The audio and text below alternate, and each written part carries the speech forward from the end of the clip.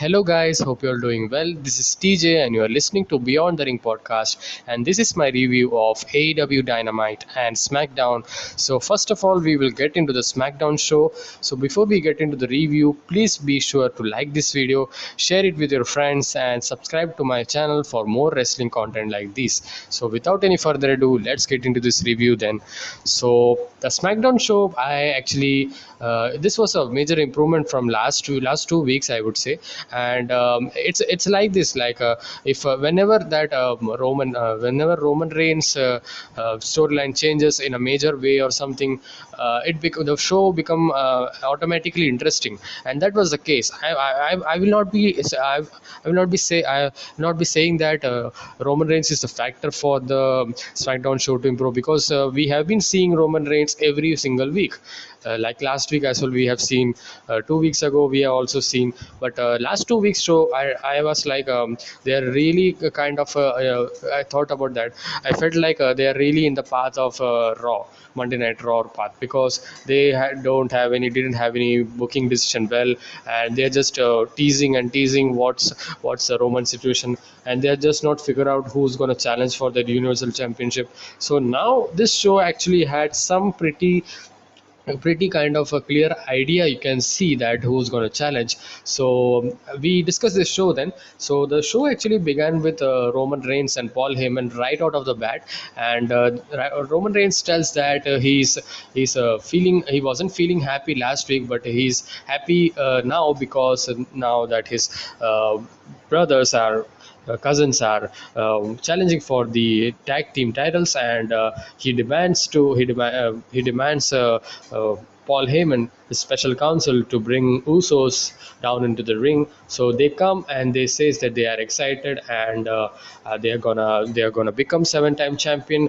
And Roman Reigns tell also one thing, that you better don't mess or don't put our name into a bad shadow or something like that. So because it's about the family, as Roman Reigns say.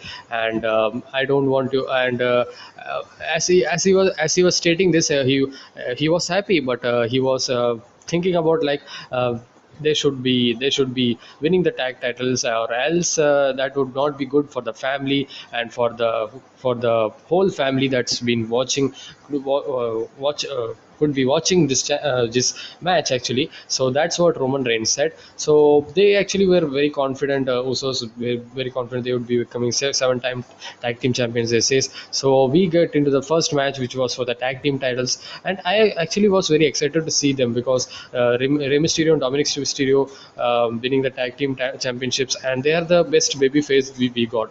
And Usos can be a very good heel, and that family versus family feud I've been reading about many websites, and that's actually coming into fruition. So that I was excited for this match. And this match actually had a story, kind of where Usos were kind of not giving Rey Mysterio the tag to Dominic Mysterio, and they were trying to as much as control Dominic Rey Mysterio from getting the tag to Dominic Mysterio actually. And they actually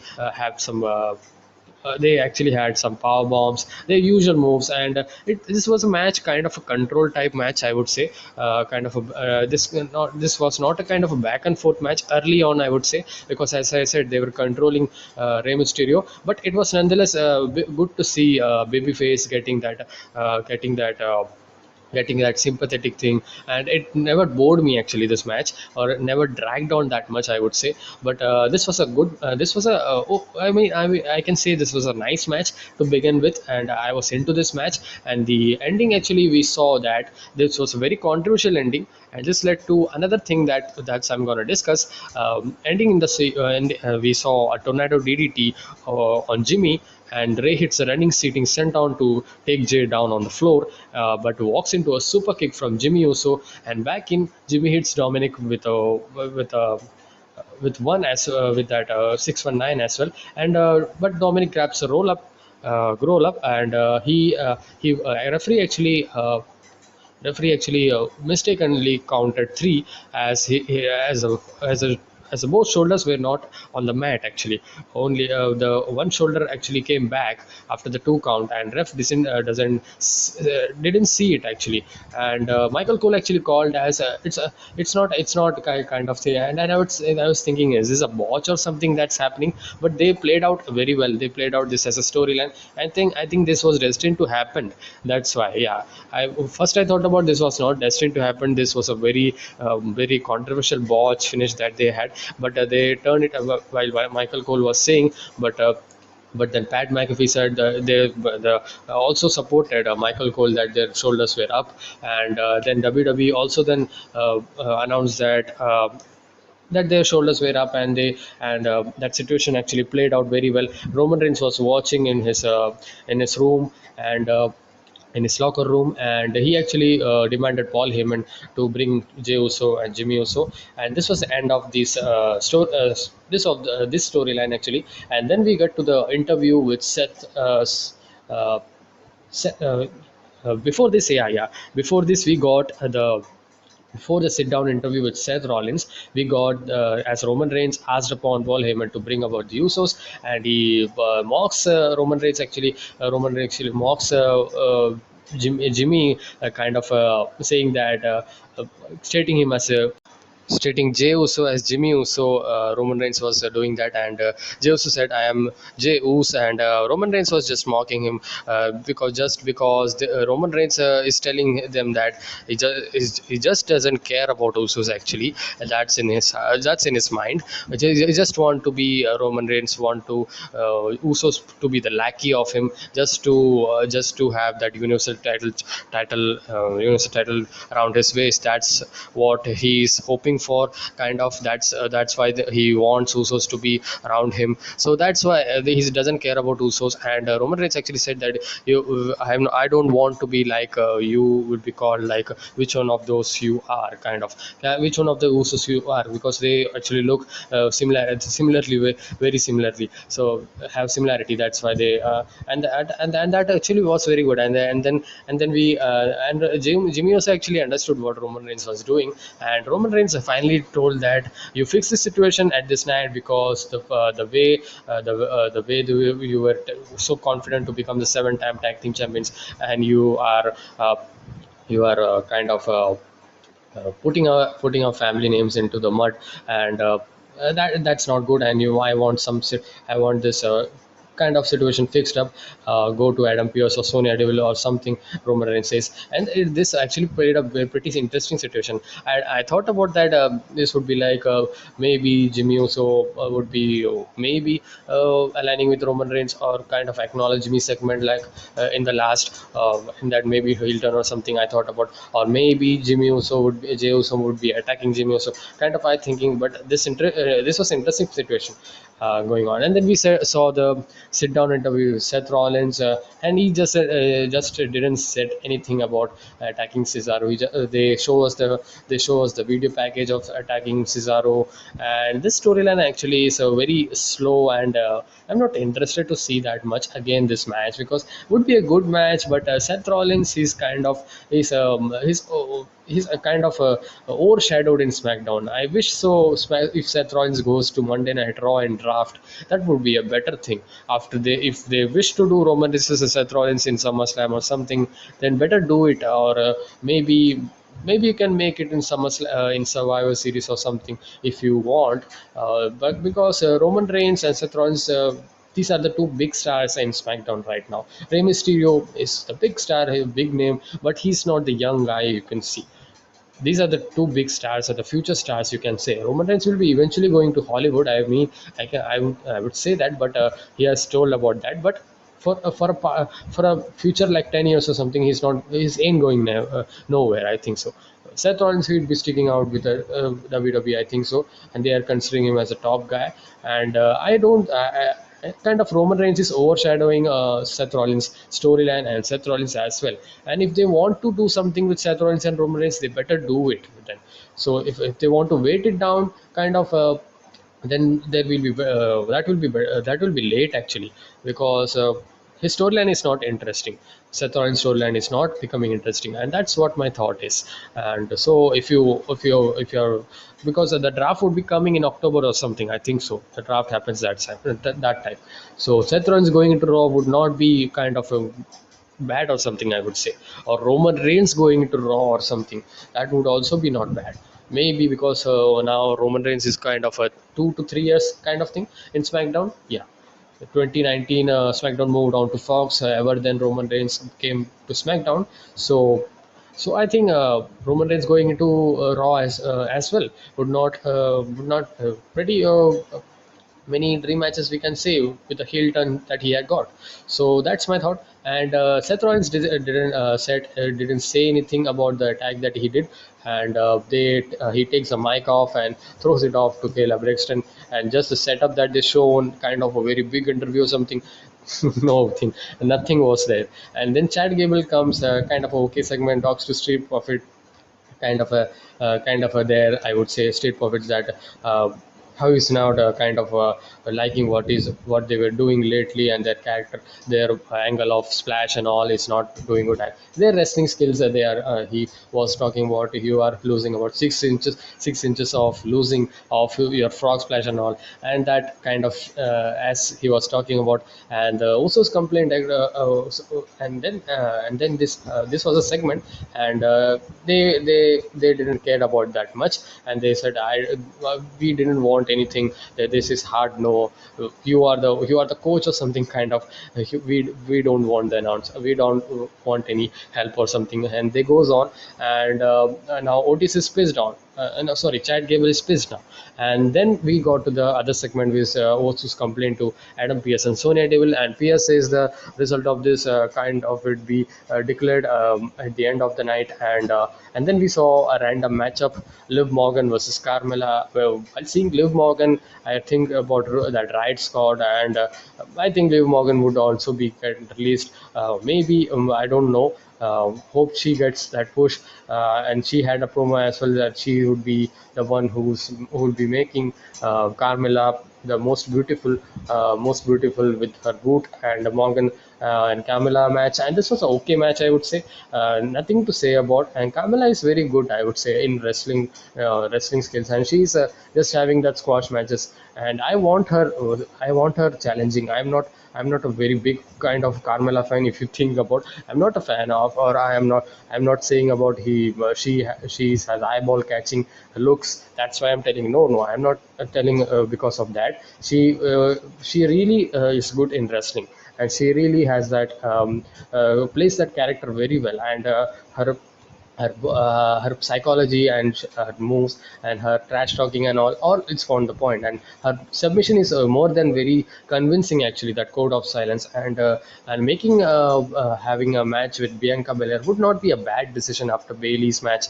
at Hell in a Cell. So this was a match, just a match where Carmella kicks her in the face in the finish and grabs the code of silence for the tap out. And then we got the Mysterios are leaving out from the building because they have done the match in the opening and they are going home. But Adam Pearce and Sonya will stop them, and they says that referee has had controversial feelings and all, and they looked at the tape, and rematch is going to be tonight's, and this is gonna be the tonight's main event.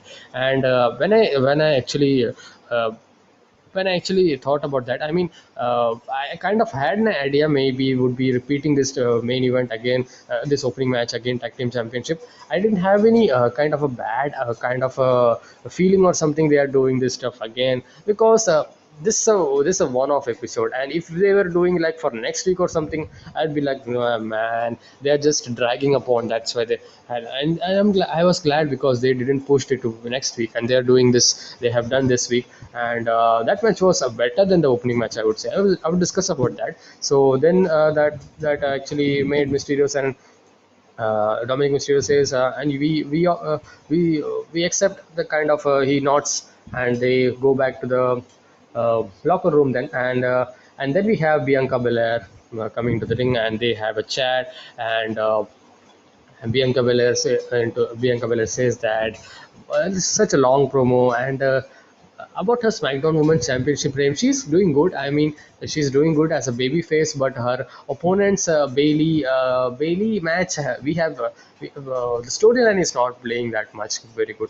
The build up, I would say, is not very good because they're just having the promo and one attack or something. This is not getting interesting because they had the match in WrestleMania Backlash, and after that pin or something, and they are again having that uh, match in Hell in a Cell, and that's confirmed actually. And I mean, I'm excited or something. This would be a good match. I mean, but with the Bianca Belair and Bailey's chemistry is not that of, I can say, with Bianca Belair, Sasha Banks or something. That kind of chemistry we had in WrestleMania, I can sure say about that because that match was very good, and I would say that that match is the first championship match or something. But still their chemistry was very good, you can see that. But with Bailey, I don't know, Bailey is doing a best character, I mean, but the chemistry between Bianca Belair and Bailey, I'm not feeling that much. Maybe it would be a good match. I want just to be over with and have some jump off to Carmella or Liv Morgan or new challenges or something. I want Nia Jax, or maybe we can see but she's in Raw, yeah. So maybe Carmela or something could be good actually because she's having squash matches after squash matches and getting that victory, and she has that aura to get that attraction as well. And Carmela's match, if you see, people see Carmela's match actually, and she has proven that she's being a she we have actually seen her run with James Ellsworth and all, and that was a kind of a bad run, but her wrestling was very good, and her Money in the Bank victory and her segments and all still is oh, I mean, she's doing good. I mean, I could say that she's not doing bad or something. She's just doing good as so she's I'm not just I know that I'm too much praising Carmela right now, but I'm just finishing off. Sorry for that. And then we that's just my opinion that I want to tell. That's it. So then we got to Otis, then asked Street Profits if they're joining the and at the end of the actually Bianca Belair segment, Bailey was laughing, and the whole Thunderdome that kind of made kind of changed into Bailey's face, and she's laughing, kind of Alexa Bliss stuff we have seen in Randy Orton storyline in Monday Night Raw. That kind of stuff, that kind of was creepy, kind of that laughing moment. And she's really and Bianca Belair accepted that she's really getting in her head, but she's had a long promo. She says that she promises to be the one and the only laughing after the match in Hell in a Cell. Kind of a simple promo, but a long promo. Okay promo, I would say. Not much, very much interesting. I am seeing this, and. Otis actually asked them Street Profits after this segment. They're joining the Alpha Academy, and they actually said they no. And Otis actually attacks, gives the punch to Dawkins, and throws Angelo Dawkins and Montez Ford, and they are having that match actually next week, I think so. Otis and Chad Gable versus the Street Profits. Street Profits, they are with the best tag team, and for late, so they are not doing that great, and they are just getting coming into that kind of a mid card tag team situation. They were the top tag team in the because they are playing out Mysterios and Uso storyline. That's why they are not inserting Street Profits. I know that. I cannot complain about that because not all can be pushed at a time actually. So that would be a waiting period for Street Profits, I think so. Then we got to a matchup which is rematch after rematch again.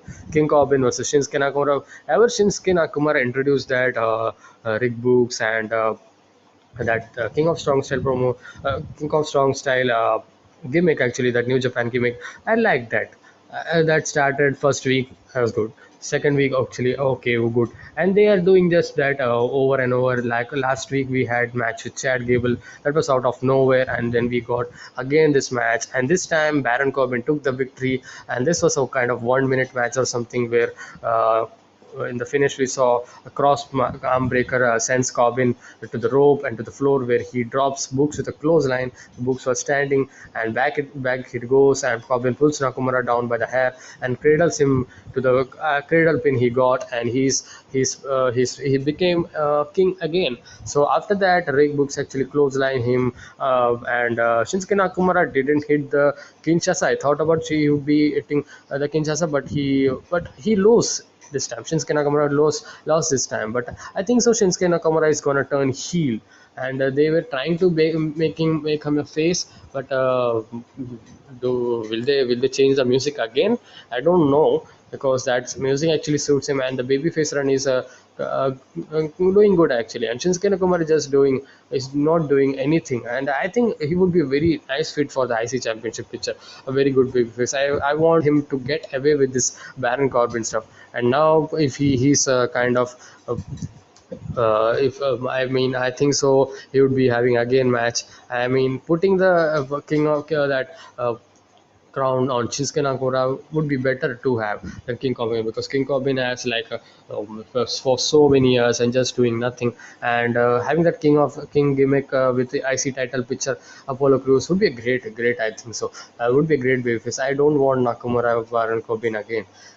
This was just there, so kind of a filler match that was there, and even Carmel match was filler, but that was not bad. Just to that was not very bad. That was also, you can say, just there. So after that, we got a very good match. Actually, I like this match. The psychology and the selling of Kevin Owens was very good. Apollo Crews was Kevin Owens, so Commander Aziz was bad from ringside, but Kevin Owens was coming to the stage, where Commander Aziz attacked him brutally, and he attacked with that TV unit onto the rib cage, and this was the point of this match, main point of the selling point of this match, because Apollo Crews was damaging the rib, kind of driving the knee, driving the leg, whatnot, driving into the apron, slamming suplexes, and all that angle slam onto the floor as well. We saw, and this was a very and Apollo Crews. After turning heel is so very good, and he's very doing good in his work, in his heel work, and he's just as good as, and I'm kind of hating him very well, and he's doing good. Not kind of a level of Roman Reigns, but sure, he's doing good as a heel, and he has improved so much. And Owens was a very good babyface, and Owens heel or face, he's a very good damn guy. You can bet on him in any storyline or any match you can. He's just like Adam Cole. I'm not comparing or getting that spot with Adam Cole or something, but you can say that Adam Cole is also like that. Like, even if he's babyface or heel or any character he plays, he's like people likes him. So this was a very well worked match, and Owens selling was very good. I mean, I was actually astonished to see how this match played out, and the finish of the match actually. We saw Enziguri into a German suplex by Cruz, but Frog Splash actually hits the mat, and Kevin Owens escaped. And Owens hits a super kick and then a pop up bomb, and he gets it barely, because he tried first time but he didn't get it. And Cruz heads to the apron, and Owens also goes up to the apron then, and Cruz actually hit with out of nowhere Death Valley Driver onto the apron, and that actually damaged again his rib, and that gets a pin. And this was a very kind of a very shocking ending. I didn't think about like this would be ending, but this was a very believable ending, I would say. The way that end, and the way that the storyline played out, that was very good. And I want to see Kevin Owens and Apollo Crews again. I mean, if they do in Hell in a Cell or something, if Hell in a Cell match or something, I would be great, man. I don't think so Intercontinental Championship would be in Hell in a Cell, but I mean, they can do, but I don't think so that way they would be doing. I mean, I can see that Commander Aziz kind of locked in shark cage above the ring. That would be a very great kind of as we do, but this actually turned on to another storyline altogether, because I think so. Kevin Owens is not going to for the IC title because post match Zayn comes running and hit the hell of a kick on Owens, and not once he just attacks him brutally. Then he was kicking him and for insult to injury, and commentators actually said that these two have long history, and I think so that they're just having that. Rivalry rekindled again, and it's so great to see again Kevin Owens versus Sami Zayn. But it's old, I would say. There's no new things that's going on because we have seen this storyline tons of times in WrestleMania, in many pay-per-views, in many major shows, in many weekly shows. So this is kind of a same storyline, and WWE is playing it safe because they don't have any plans. Okay, Sami Zayn is doing nothing, so Kevin Owens is Sami Zayn again. I mean, if they are getting into Intercontinental Championship picture, and I want that again because that would be a good match, triple threat match again for, or maybe Kevin Owens and Sami Zayn for the Intercontinental Championship opportunity. That would be good. I mean, I don't want again a kind of a rivalry because we have seen this every time, and this would be good kind of a short rivalry, but I don't think so. I want this. I'm not feeling that again. I want this rivalry because they have the chemistry. We know that they put on great matches. That's why WWE is doing, and WWE should not be getting wrong to put them again into that storyline. But IC title coming to the picture would be good. But now what Apollo Crews will do, because he's the IC champion, who's the new challenger. So I think so maybe these two guys, Apollo Crews and these two guys, Sami Zayn and Kevin Owens, as I said, Shinsuke Nakamura, he's doing nothing, and his King gimmick would be a very good for IC championship because I don't think so. Is gonna that build is gonna happen for the Universal title because Universal title picture has made a lot of change, and that's a lot more clear as I see. Since weeks they were not doing nothing, so like 3 weeks or something. Smackdown show was not interesting, just one match show I would say, and Roman Reigns storyline was not going interesting. And this was the storyline actually made was interesting here because so this was, and then we got to the main event and tag team titles again. This match actually was on the back of, as I said, uh, ref actually miscounted and didn't see the kick out, that shoulder up at the second count. So that made this match again, and this match had was was better than the first match, actually opening match. And this match had urgency as well because is the they they actually have that closing amount of time that they need to fill up, and they need to have that spots and all that matches laid out very pretty quickly. And this had a pretty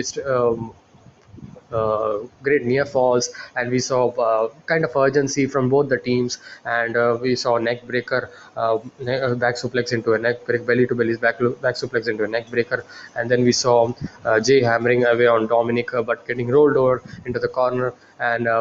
And this was not kind of first match as they were controlling Rey Mysterio, Dominic Mysterio, because there were frequent tags from both of the guys, and this was exciting to see. This was a better match than the first match, I would say, but not like the I would say they definitely it is not the no. That was another match that we had, and they got the opportunity by defeating yeah, by defeating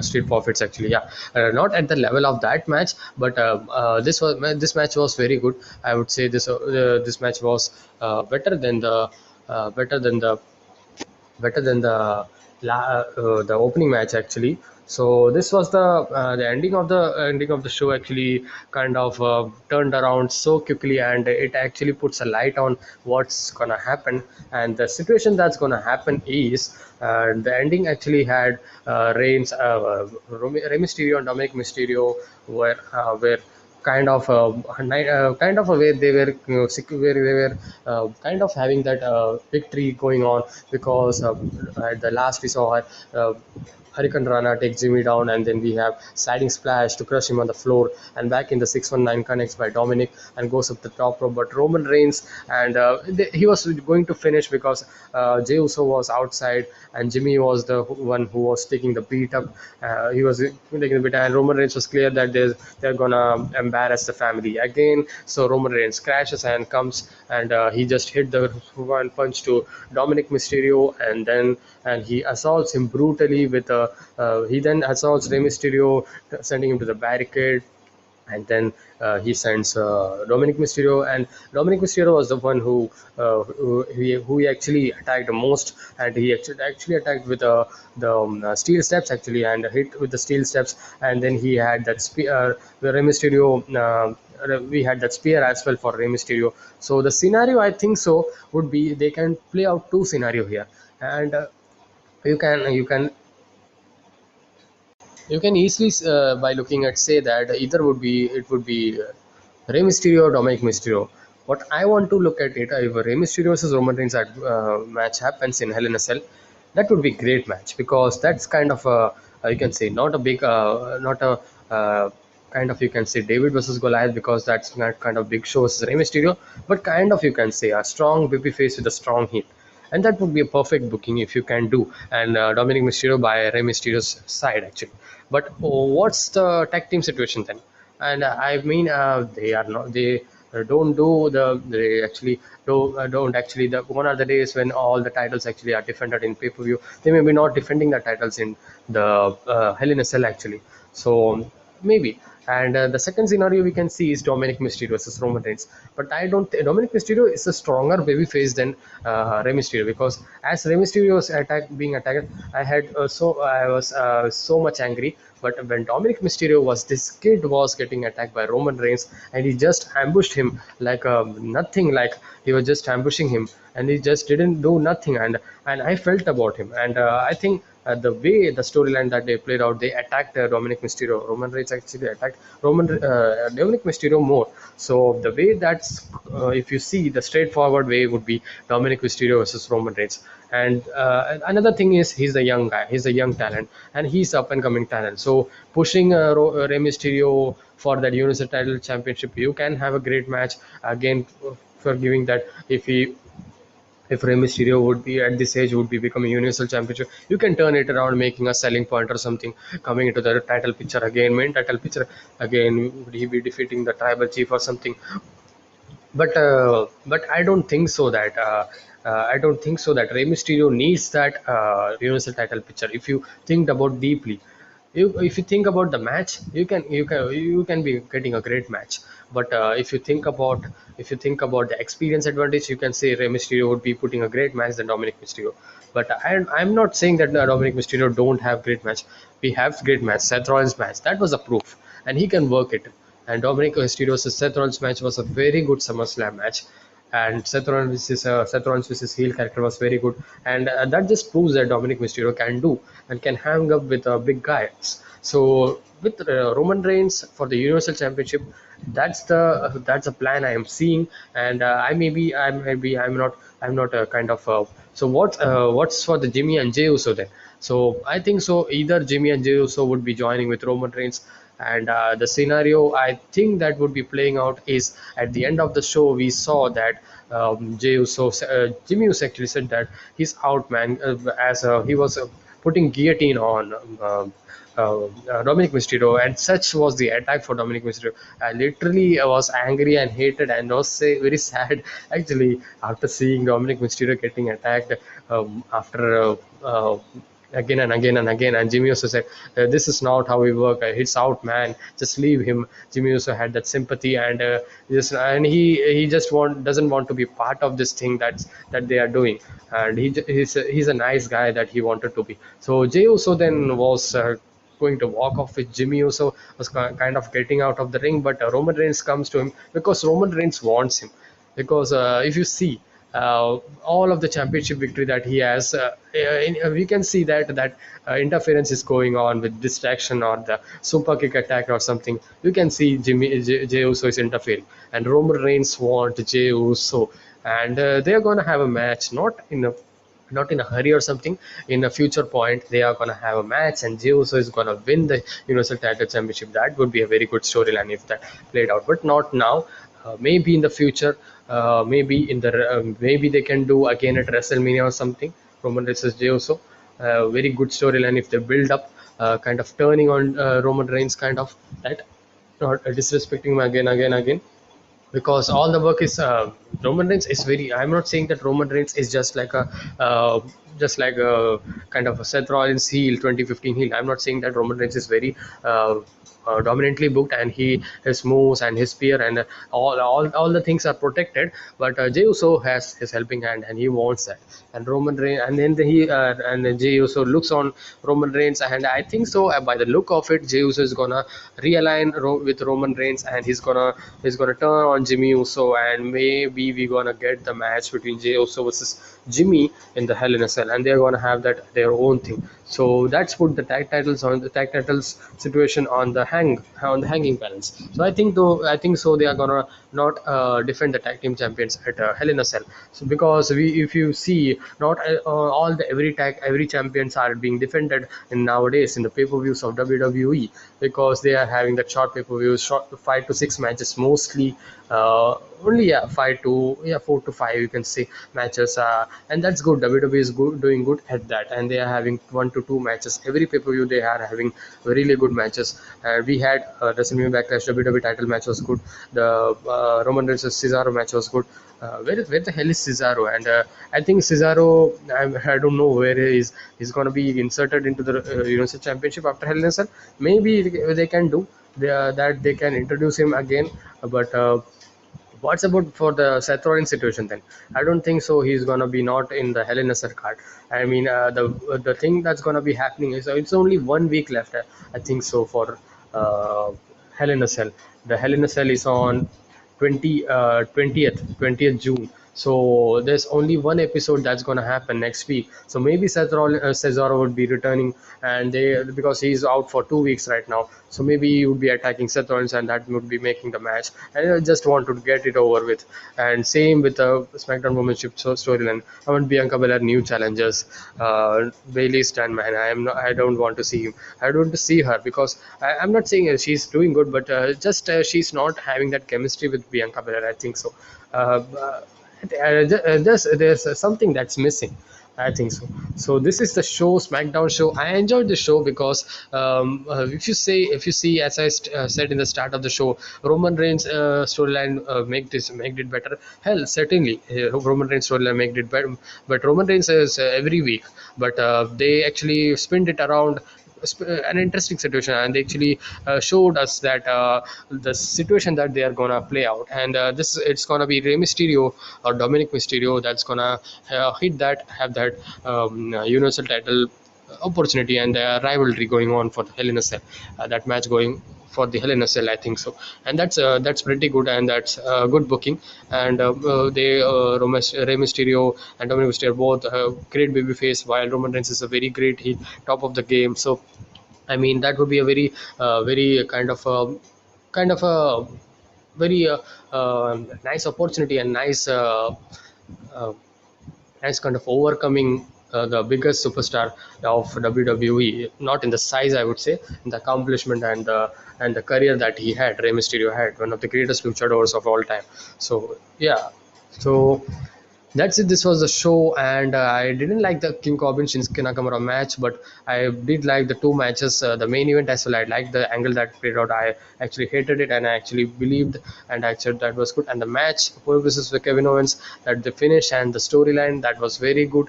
And you can say Carmelo versus Liv Morgan was not a bad to watch or something.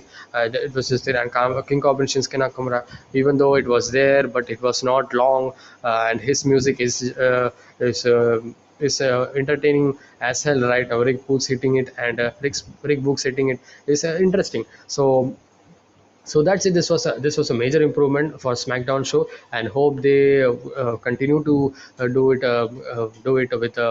with a certain honesty actually. And I like this show. This please tell me the thoughts about this show. So this was a SmackDown show. I would say this was a you can say for a word. I would say this was a very good show. You can say two good matches. A TV match. You could not expect like excellent match or something from a TV, but you can get entertained. And this was an entertaining show. I would say you can be entertained at this show, and that's a thing that you have to do. And the storyline build up is going on for the Hell in a Cell, and that's good because last 2 weeks they were just teasing and they were just doing nothing, like no storyline matches were going on. And but still there's negatives and all, but the show itself was a very good. So this was a SmackDown show. Then next we get on to the AEW Dynamite show. So this AEW Dynamite show, uh, I watched it.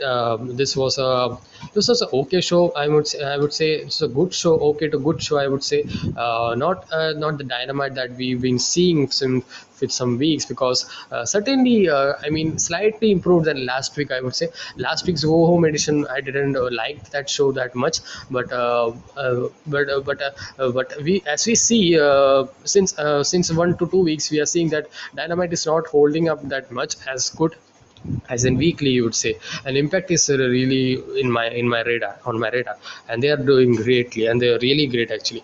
And so Double or Nothing Fallout is this, and we actually opened with the, and I actually want to tell this one thing that Dynamite is when they begin the first match, just get into the first match. They don't tell us the backstory or what they happened, and they just tell. Not in this match. They actually told that was the reason about that. Not this match, because if you see, just kind of they are throwing it off kind of match in opening match. If you see, uh, I want some build like a video package or something. If they do that, that would be great for AW Dynamite. I mean, they are the second biggest company, you can say, or third biggest company. If they are competing with WWE Impact. Impact is not in that radar. WWE AEW are competing at the two biggest organizations of the wrestling promotions, and so you should up the game in that production department as well. Camera department. I mean, I'm not saying that, but the video package and all, you could do that. Better. I mean, I would say that you could have that backstory or something. What's the scenario, and you can have Double or Nothing Fallout that we seen. They didn't show us anything that should they had the biggest pay per view, second biggest pay per view, and they didn't show it. I'm not complaining here like right out of the bat, but that's just my opinion that I'm saying. If they bring about the if the before the show began or something, that graphics they show, they bring about video package or promo, building up the main event or building up the they do sometimes big matches. If they do pay-per-view snippets or that screenshots or something, or that video package, that would be great, because that actually brings about like yes, this is a fallout of that Double or Nothing. So that feels kind of you should create that for a show, and that makes fans and the viewers excited. And I just think about that. The first match which we got was Penta El Zero Miedo and Park versus Young Bucks, and this match is on the back of this was a kind of random, as they were coming out. This was not random, because Young Bucks actually attacked Park and Penta Zero Miedo at the backstage, and they just didn't show us. They says that we don't want to show us that footage because we don't want to feel you kind of a no. Yeah, they didn't show that. But it was that brutality. I don't know what was the thing. They didn't show us, and Brandon Cutler was shooting that, so they didn't want to show us that. So this was the backstory of this match, and this match was the way they actually played out. They introduced this match, but the story that they had, they didn't show it. But match was a very good opener, a good opener, I would say, a fun opener, kind of. You can entertain by this match, and this match had pace, and this match had that character work of Young Bucks heel turn and heel run is so much different. I'm not a fan of Young Bucks style and Young Bucks, but I would say that they are doing the best work in the recent times. And Young Bucks, they are improving every week after week, and they're just doing so good. And they are just and Young Bucks actually, in the story that played out in this match, but Young Bucks was so overconfident, they were mocking, and they were just not getting that like thinking seriously about Penta Zero Mid and Pack, and they have so many offenses. We had big dives. We saw some aerial maneuvers, back and forth action, and uh, we saw some kind of a cocky that heelish things that they do, enact past superstars, enact them and all. And that was I mean that didn't had a dead air in this matches in this match actually. But this match was a good opener, fun opener I would say. And the ending, we saw Max Spears pack down to hammer away, but a few shots allowed the tag off to Penta, and Backstabber takes Nick Jackson down, and Pax pop up powerbomb gets a two. And then we in the last we saw Nick German suplexes Park and Penta fear factors Matt. And I mean say, if you see Young Bucks matches, all of the matches had that spot, and this match is one of the matches that didn't have that spot fest kind of thing that much. I mean, I don't like Young Bucks style, as I'm clearly saying that I don't like the setup that they do for that spot that they're doing, kind of a Canadian destroyer setup or they're doing. I don't like that, and just helping your opponent to hit that. Just helping your opponent to hit that move onto your teammate, and that just shows that they are doing that choreographed stuff. They are just doing that planned stuff, and we know that. But we don't want to have that thing going on, because we just want to live in that illusion, that story being played out. So that was not there that much in this match, but it was there, where we see like two of them having their own competitors, where Pental Zero Meter had that fear factor package pile driver on the apron, and where Park was being hit by one of the Bucks by the German suplex on the apron. That was a good moment. Sometimes it's good, sometimes it's so choreographed matter. So I just not like that. So that much was not there in this match, but it was still a fun match. And the end of the way, we saw Pack's Black Oro for two count, and Matt dives back in for the save. Pack goes up again, and I think so that would have been the victory, but he was broke up. And again, but Brandon Cutler actually had that distraction again, cuts him in the leg, and allowing Nick to grab a roll up pin. And they're just doing that heelish work again and again. So sometimes I feel like AEW's some matches, as I felt about when this finish was on the scene, that this match is so good, but the finish they had, they have that character, that's what they are cheating. They are the cheating kind of heels, so they do that. But sometimes I actually felt about kind of copying the WCW, because if you think about the WCW, they had so many finishes like this. If you remember, like kind of throwing off anything, or hitting that spray paint, or kind of spray something into the eyes or something. And that's a kind of a small kind of heelish thing that I don't like about that. And ref distractions in AW are so much, and I just don't understand. Some matches are good, but week after week you see so much of ref distraction. I know that I am discussing this match too much, but I'm just finishing it off. So that's allowed to grab a roll up pin at 9 minutes or 42 seconds. This match was. So this was the first match. And then we got Tony Schiavone. He brings out Mark Henry, and Mark Henry says that he's gonna call off for the Rampage. That the show is gonna come on Friday night from August 13th or something, I think so. So Tony asked that interesting question, that if Henry is going to get back in the ring, and he says he can say yes, but he definitely said that he had a lot of left in the tank. And then we got a surprise, man. And Vicky Goro comes out after just barely after Henry got out, and she actually introduced, and fans were not having that digesting it, because they were not thinking about that Andrade would be making that view. And it was Andrade El Idolo, and Andrade make the debut. And I was shocked Andrade make the debut at AEW. And we could be seeing many great matches with Park, with Kenny Omega, with Hangman Page, with and Park and Kenny Omega would be the thing the fans will be most excited for, because of their quickness and the style they had, the same style that they had.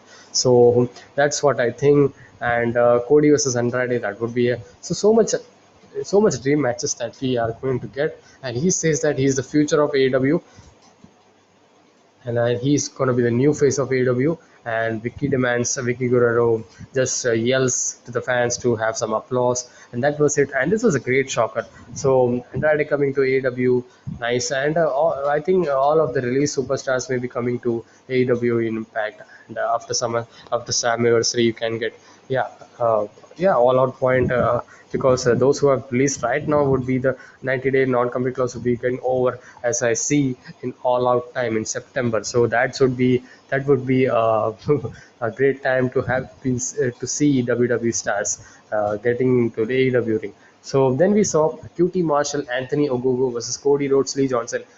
This match I was okay, I would say. This was done match because QT Marshall, Cody Rhodes, they had singles match.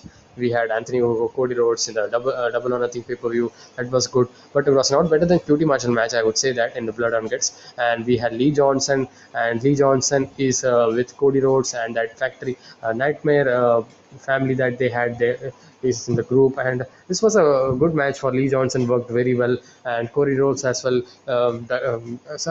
Okay wrestling, I would say, not much to talk about. And QT Marshall, Anthony Ogogo worked very well as well. We saw some power slam, figure four on Marshall, but Ogogo makes a save with a frog splash. A diamond cutter gets two on Cody, with Johnson actually making a save, and the crossroads is loaded up on here.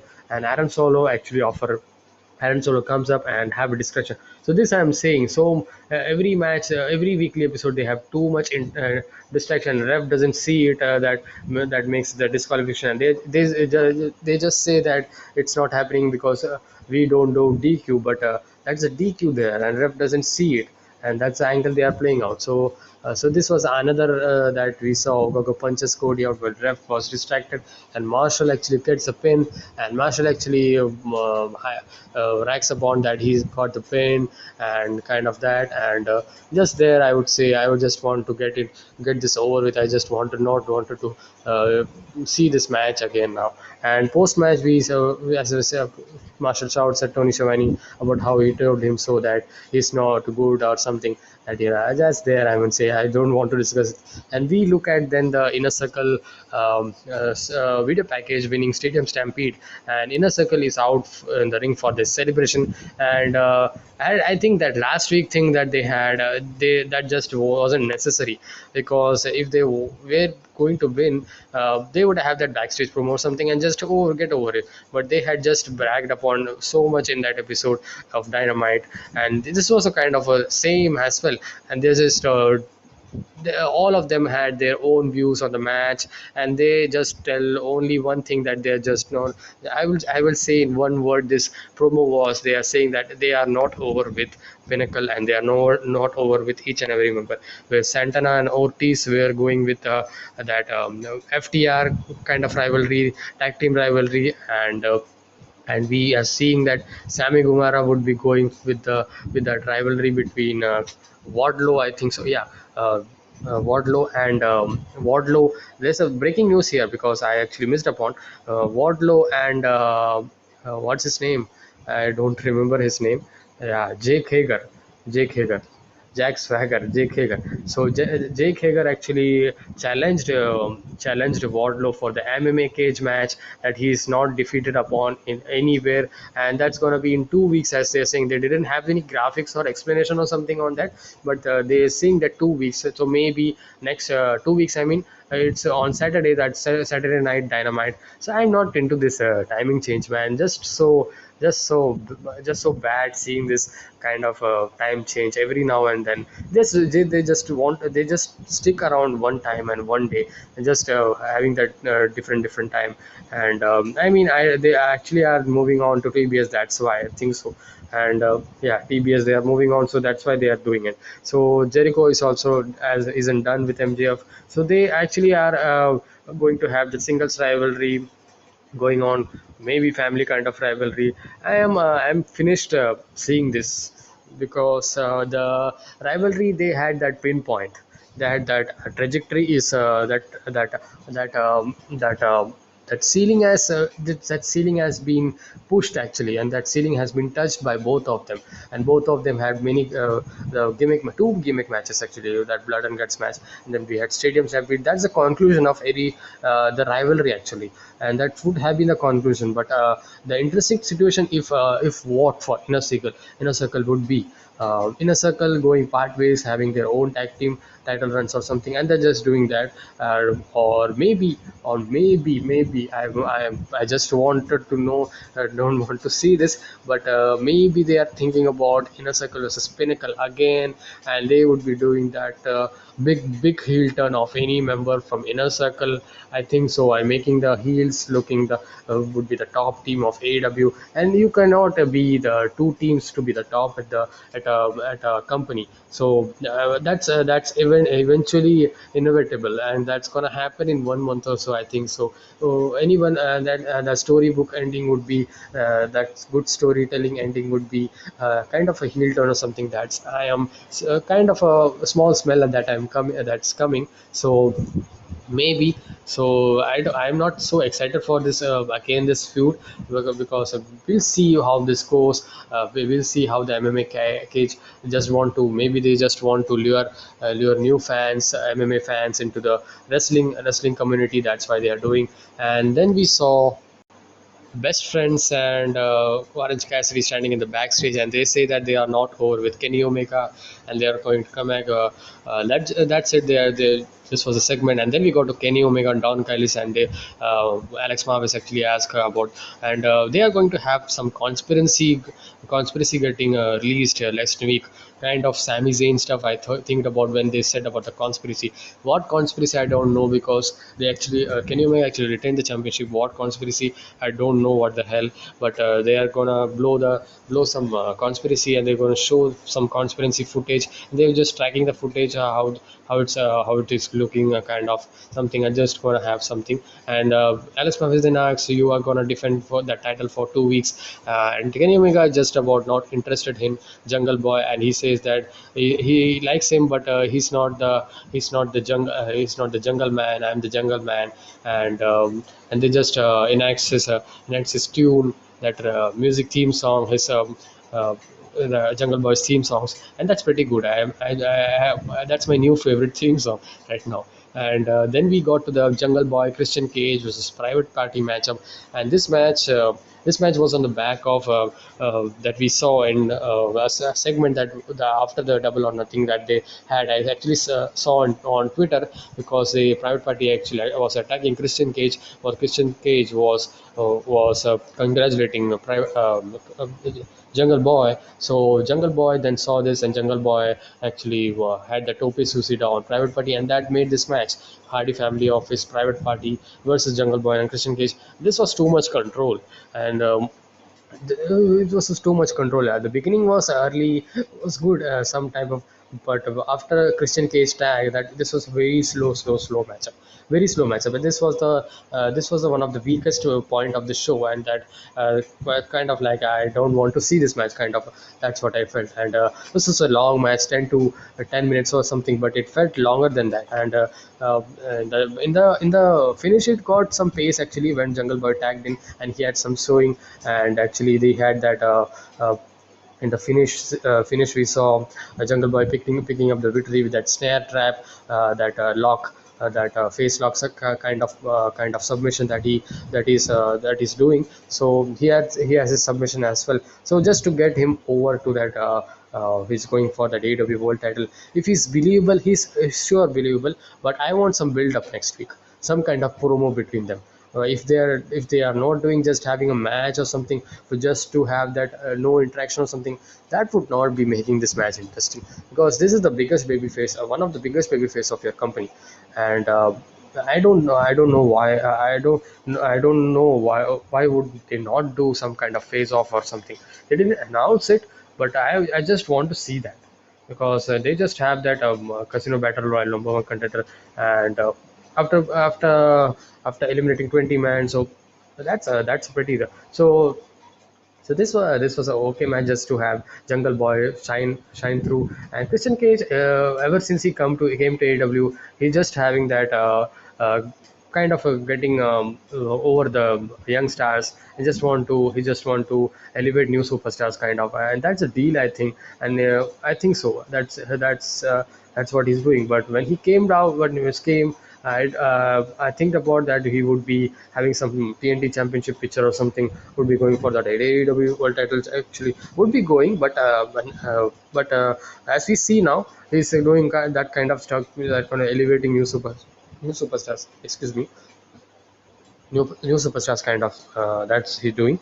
So post match we saw Christian Cage returning to the ramp, and Hardy actually hits a twist of fate. So Christian Cage versus Hardy is gonna happen, and that would be a great match. They had the long history in WWE, so that would be a great match for Christian Cage as well. Two experienced wrestlers. So then we go to Team Taz. Actually, Team Taz says that they're going to wreck Hangman Page and 10 from the Dark Order, because next week is gonna be Brian Cage, and they're over with that thing, because they actually in the match Double or Nothing we saw that something, that dissension is gonna happen or something, but they are good. And as Team Taz says, and Brian Cage and Powerhouse Hobbs would be facing 10 and Hangman Page next week. So lots of tag team match that they bring about. AEW does lot of tag team match. Um, so that's the thing. And then we go to Tony Schiavone. They brings out Sting and Darby Allin for a chat, and because Sting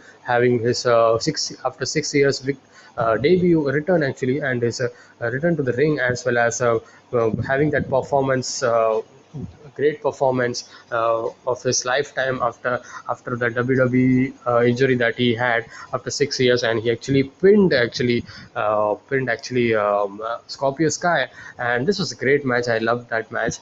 If you have not checked out my AW Double or Nothing review, you can find it on my YouTube channel, and you can be seeing in my playlist section. I have tagged upon into that as well, so you can see that as well. So coming to the review then, so Scorpio Sky and Ethan Page comes on to the Sting actually cut the promo, and Sting actually cuts so good. He's 61 years old. He just doesn't mess it up. He's just doing so good, and he's just like a young Sting that he's certainly he's not, but he cuts the promo very well, and I liked listening to him actually. And then Ethan Cage, Ethan not yeah Ethan and Ethan Cage and Ethan Page and Scott, lots of Cage and Page in AEW, and if they've changed some names, it'd be damn great. Yeah, Scorpio Sky and Ethan Page pop up, and they congratulate Scorpio Sky, congratulate them Sting that he actually defeated him, and he gives that he have proved that and proved them wrong.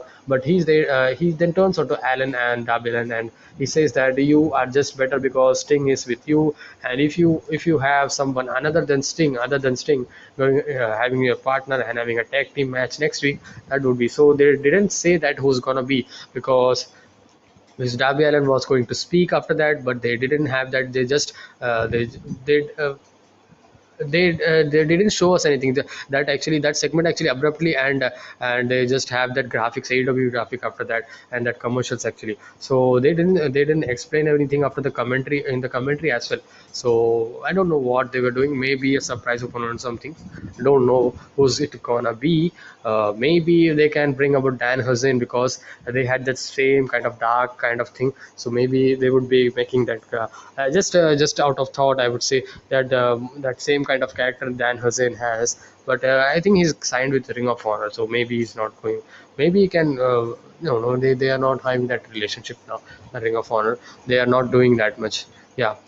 And then we saw Britt Baker's championship celebration, and Britt Baker actually cut kind of a starting. His starting promo was babyface kind of promo. Baker says that she's very pleased with everyone being here, kind of seeing a celebration, and she had the coupons, as she says, in everybody's chair.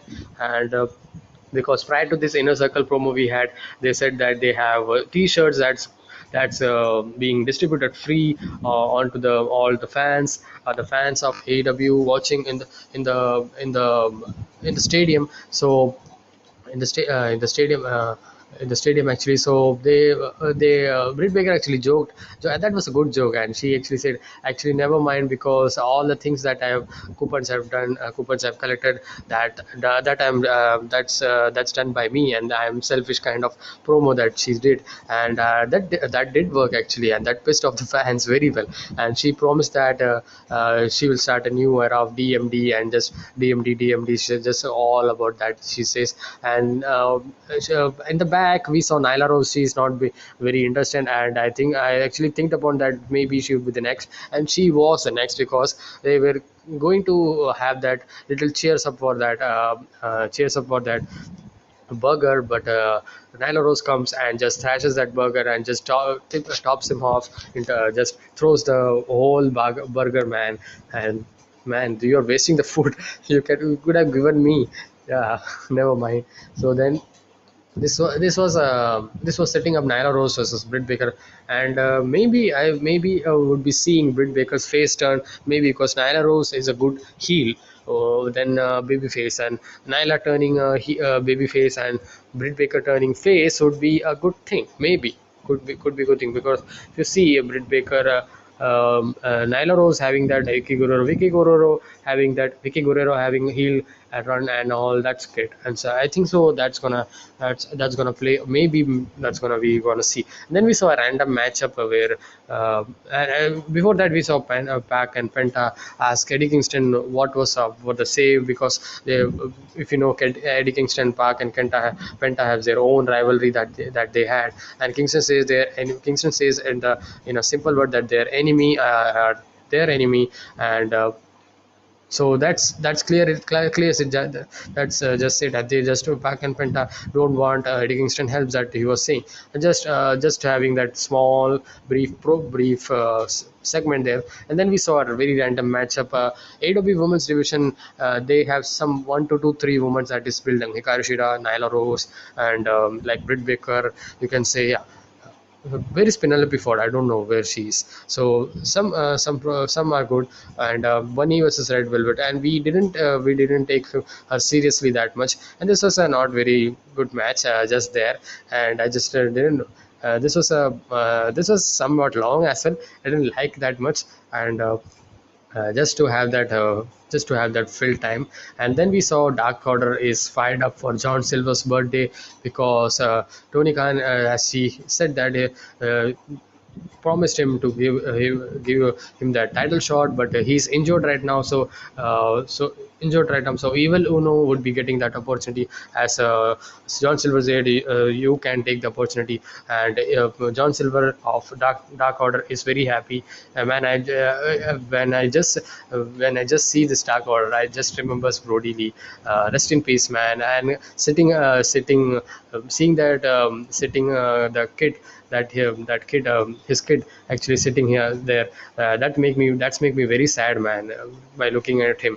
And he's gonna be the future superstar, and he's gonna be making his father proud, I think so. Yeah, I'm certainly optimistic about that from my heart. So that's my feeling. So then so maybe we are getting Evil Uno versus Miro for the TNT title next week, and they didn't announce, but Miro had the promo that he's gonna be the TNT champion, and he's gonna have he cuts a promo very good. He says that thanks God for his power and his wife for being hot, and that was a very good promo, and fans actually like that.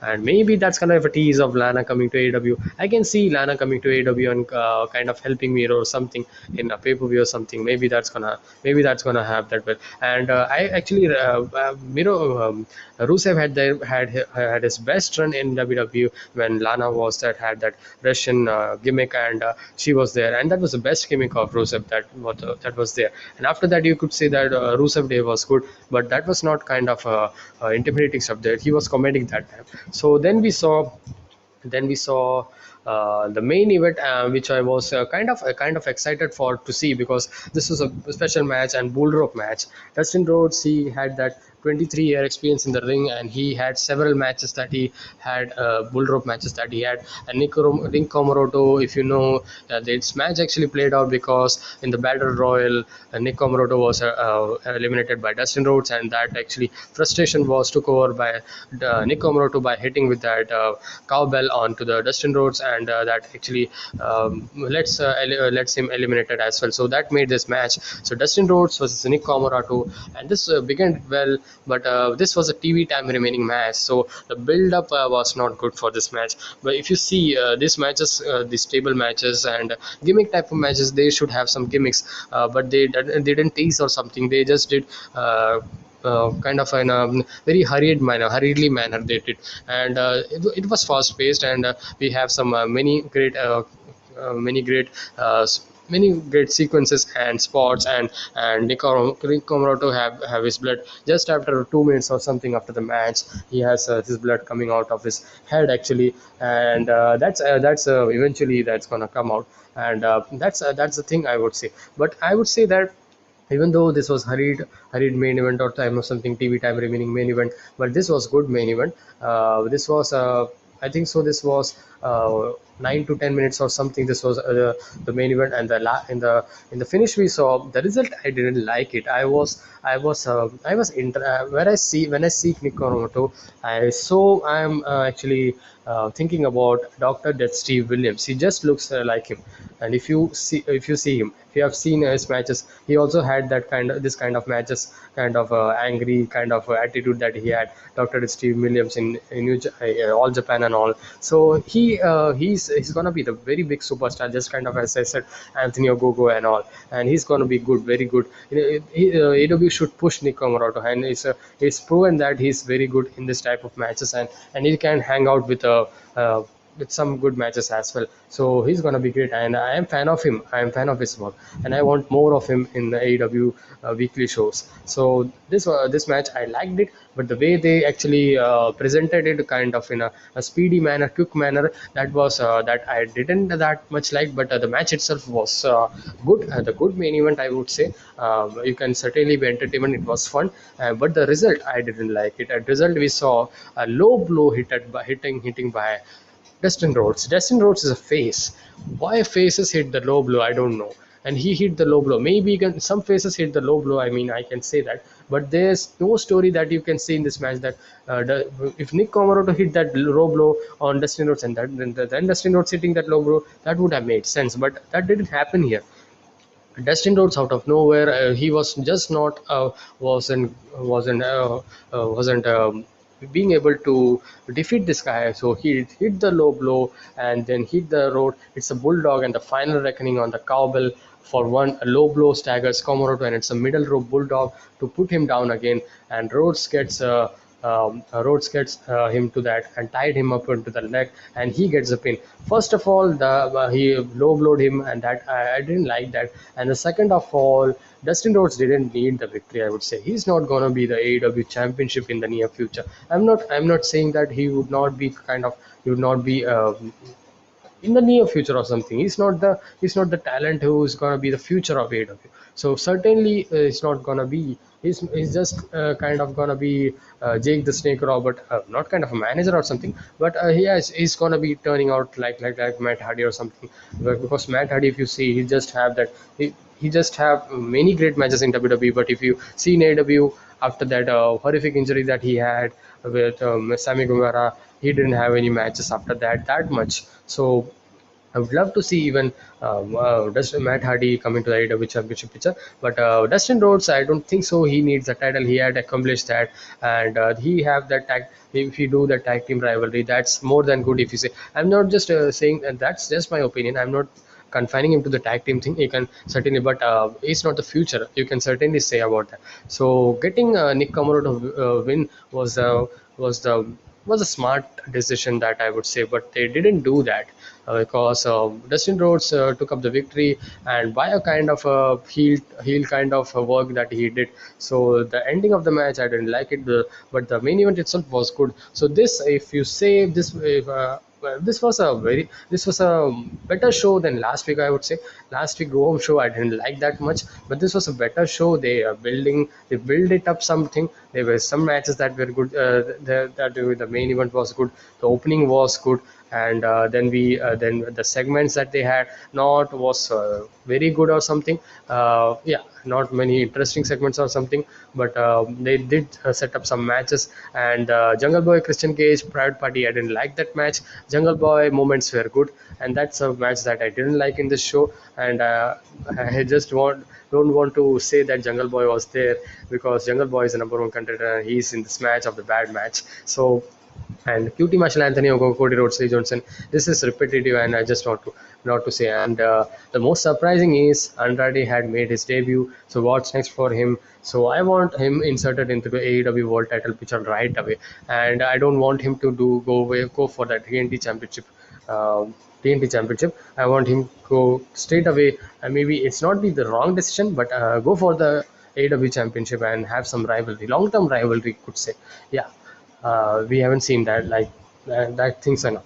That would be a pretty brainstorming session that they would have to do, because he's a new guy, and people knows him because he was in WWE, and they can certainly build him up. But yeah, I thought it was bad giving in the AW title shot. That would be also be not kind of a convincing, because if you see if you defeat one of the high prolific superstars, after that getting the championship opportunity, that would be a better decision by the bookers actually. And I actually thought about that. So that's a better decision, I would say. Bunny versus Red Velvet, that was just there. So I mean, say there was good matches. I would say this was a pretty good show, I would say. Better than last week. Like last week was a average show, I would say. This was a good show, a pretty good show. Not certainly kind of good show, I would say. I can say that. So the main event, I liked it. The decision was not the opening was good, but in the booking standpoint, in the kind of matches they had, this is not the best Dynamite we have seen, certainly. So that's that. And the way they have portrayed Park after that AW championship match, they are not, and what they didn't have that any angle played out, because Park was involved in the triple threat match. So I don't know Park, if Park is gonna have. I think so. Park and Penta Zero Moto are gonna have the tag team going to that for the tag team championship or something. So what's next for John Moxley and Eddie Kingston?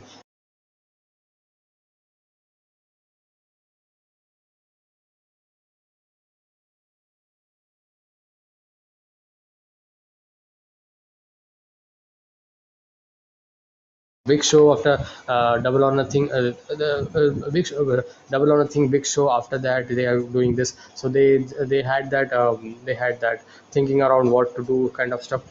They certainly end this show kind of good. So good show. So if you want to say, I don't want to compare or something. I would certainly say that SmackDown show was good than AW Dynamite show this week. Certainly, I would say so. That's my view on this. That's my review. So be sure to like, share, subscribe, and put out in the comment section below what did you thought about the AEW Dynamite show and SmackDown show. Put it all the opinions on the comment section below, and I will see you guys in the next one. Until then, be sure to like, share, subscribe, all that stuff for more wrestling content like this. And I will see you guys in the next one. And until then, stay safe, stay energetic. Peace.